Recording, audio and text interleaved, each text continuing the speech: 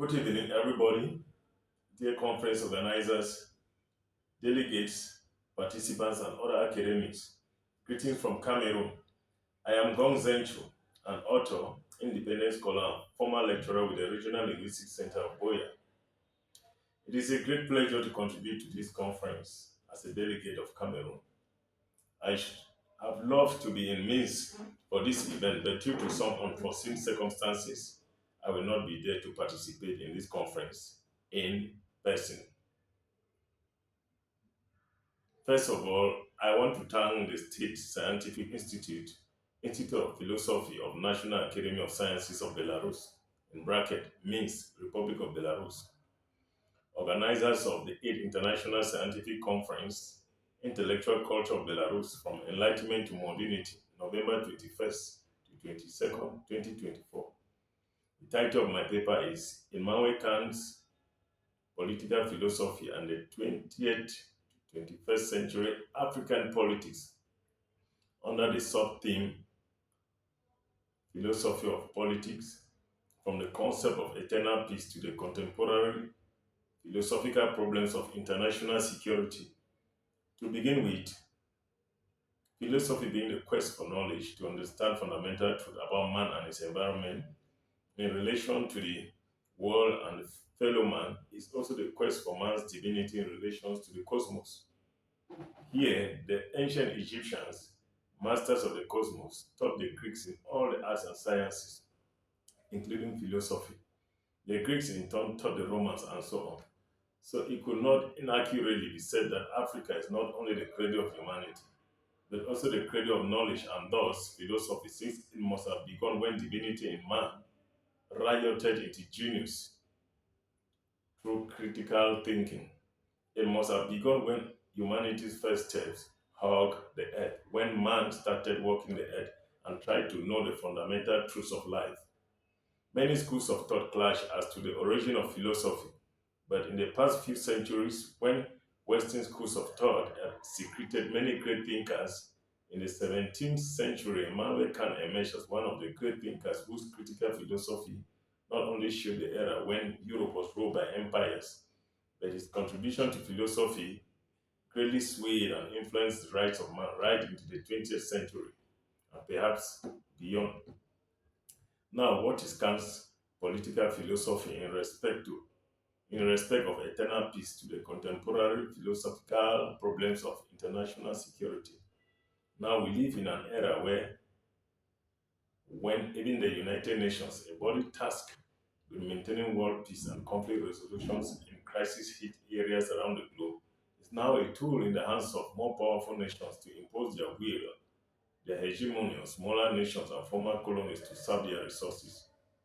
A good example is the United States of America and the European Union, whose member states still maintain control of Africa as de facto rulers in an economic siege of the continent, and the role they are playing in a proxy war against Russia and Belarus in their fight for the establishment of a new world order and multipolar world, and thus international security. The political philosophy of Immanuel Kant, in bracket 1724 to 1804, is a school of thought that appeals to a classical Republican approach as outlined in all his works that made him distinct among the classical philosophers of his century and even transcending time right into the twilight of the 21st century. His was in pursuit of peace and works such as Perpetual Peace is a philosophical framework where Kant outlines numerous conditions which he believed were necessary for eradicating peace and creating for eradicating war and creating a long-lasting peace so that today's judicial system in democracies are more or less based on Kant's writings or concepts. The philosopher's works provide account of a single set of moral principles that can be used to design credible institutions for the governing of a society more or less impeccably. It brought out many ethical values of universal social ethical principles, which require that one must always respect the humanity in and act in role that could be expected of another to oneself.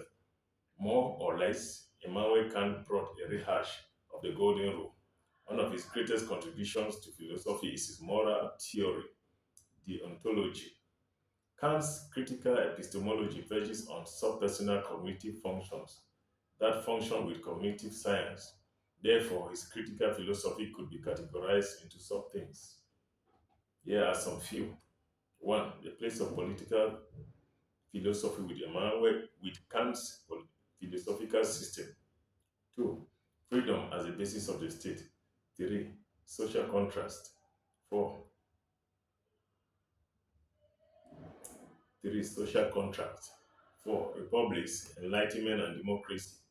Five, property and contract rights. Six, punishment. Seven, international relations and history. For the sake of time, I shall dwell only on the seventh topic, which is international relations and history. In international relations and history, Kant postulated that given the fact that states usually go to war, it was necessary for states to form a federation, a sort of international suprastate that could arbitrate between states to end wars without ceding sovereignty of state to this larger statehood. He sees this as one of the methods to making the world a peaceful place and humanity a cultured species. This was a foretelling that humanity's difference could be harmonized that could lead to unity in one world body or the other. Through this body, ambassadors of nations could sit on opposite sides of a peace talk table. We have seen in this We have seen this in several unions of states before the 20th and the 21st centuries. In the 20th century, we saw the defunct League of Nations, and still after a more disastrous war, World War II, the United Nations rose from the ashes of the League of Nations. Dwelling on the United Nations, it has as charters the ending of world conflicts and the rights of every people under the face of the sun to choose their own forms of government and equal representations. But from its record since its very founding, it has been found that the United Nations has been colonized by a group of people of a particular race that wants to police the world. It is an acknowledged fact that the permanent membership of the United Nations Security Council, with the exception of China through the help of Russia, is a prerogative of the white race who are bent on deciding the fate of humanity. Mention must be made to appreciate the host nation Belarus and Russia in their warm relations with Africa. These Their friendship with Africa is based on true friendship and mutual respect, not the master and servant concept of the former colonial masters of Africa. Little wonder in our country, Cameroon, the Amazonian War of Independence was as a result, though it is still ongoing, as a result of the demand for a translation of a harder law text prepared by Paris for our former African colonies. The common law lawyers of English-speaking Cameroonians demand for a translation of the laws into English from French was met with police brutality, and the Anglophone Cameroon teachers' trade unions' demand for an increased salary and better working conditions like their Francophone counterparts was also met with beatings and many shot dead. Pushed to the wall, peoples of English Cameroonians had to pick up arms to defend themselves. Coming back to Africa as a whole, at the United Nations, one wonders how come that Africa, with the largest states representation, 54 numerically, that should have a bigger say in this world body, does not have the permanent seat at the United Nations Security Council and does not have the veto power to participate in decisions affecting the destiny of our people.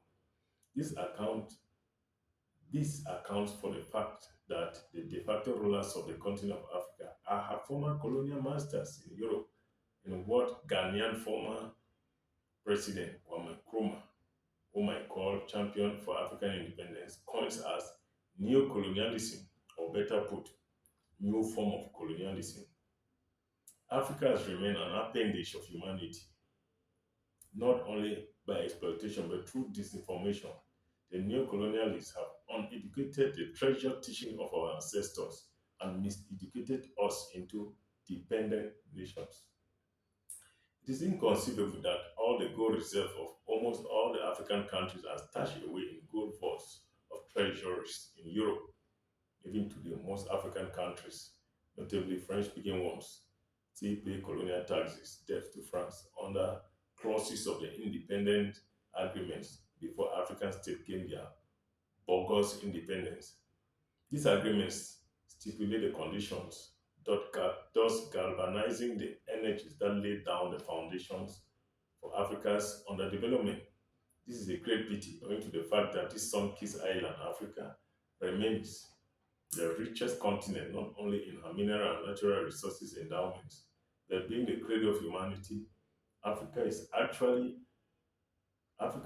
is a melting pot of races ever since man started walking the earth. Until date, the skulls of our ancestors, the African warriors, still remain placed in jars in museums in Europe because these noyons or elite warriors stood up with spears in actual combat resisting the European invaders and died standing rather than live kneeling. We demand the return of the heads of these leopard warriors back to Africa so they could be given royal burial to join the rest of our ancestors. We equally demand the return of our stolen gods, now adorning European and American arts museums. Africa did not only give the world man and his geniuses, which is the pillar of civilizations, nor do we limit our gifts to include mineral resources too. No, we went beyond that. We also give the world and continue to give music and culture, including literature and poetry, as attested by our great ancestral cousin Alexander Pushkin, the Russian who, though a proud Russian, boldly trumps his chest of his African ancestry. Like Belarus, like Africa, Belarus is a great country that cherishes her culture and philosophy, especially the traditional values, as against the Western neoliberals LGBTQ, which is against the natural rules set up by God. This stands for traditional family values has earned the wrath of the Western neocons who want to impose their hegemony on the rest of humanity. I hereby state unequivocally clear that Africa will return to her treasured knowledge handed down by our ancestors, including the need for one Africa under one flag, one continental republic, one ruler, one army, one boundary. As part of our culture and philosophy, the traditional values remain our true virtues handed down to our ancestors by the gods when they made man in their own image. Once again, thank you, the organizers of this conference. Thank you, fellow academics. God bless you, the people of Belarus.